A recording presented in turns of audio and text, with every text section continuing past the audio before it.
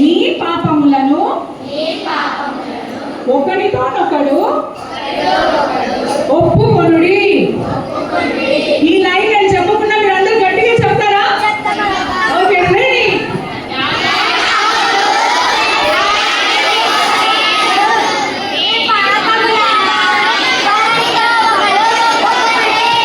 Okay, మరి next line నేర్చుకున్నావా? ఓకే, నెక్స్ట్ లైన్ ఏంటంటే మీరు స్వస్థత పొందినట్లు చెప్పండి. ఒకరికొకరు ప్రార్థన చేయుడి. మీరు స్వస్థత పొందినట్లు ఒకరి కొరకు ఒకరు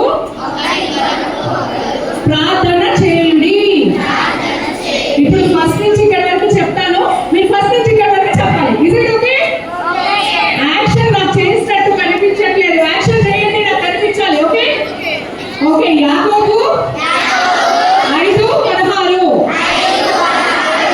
మీ పాపములను ఒకరితోనొకరు ఒప్పుకొనుడి. మీరు స్వస్థత పొందినట్లు ఒకరి కొరకు ఒకరు ప్రార్థన చేయుడి. ఇది చెప్తామా ఇక్కడ వరకు? రెడీ? 1 2 3 స్టార్ట్.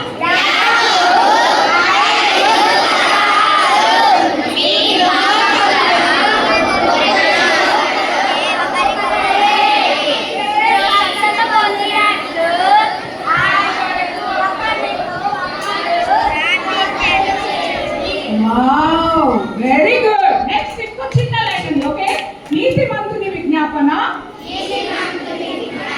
మనపూర్వకమైనదై బహు బలము గలదై ఉండును. నీతిమంతుని విజ్ఞాపన మనపూర్వకమైనదై బహు బలము గలదై ఉండును. వాక్యం పెద్దగుందా చిన్నగుందా? ఈజీగా ఉందా టఫ్గా ఉందా? ఓకే, మళ్ళీ ఒకసారి చెప్తాను, గట్టిగా చెప్పేసేయండి. ఓకే, యాకోబు 5:16 మీ పాపములను ఒకరితోనొకడు ఒప్పుకొనుడి. మీరు స్వస్థత పొందినట్లు ఒకరికొకరు ప్రార్థన చేయుడి. నీతిమంతుని విజ్ఞాపన మనపూర్వకమైనదై బహు బలము గలదై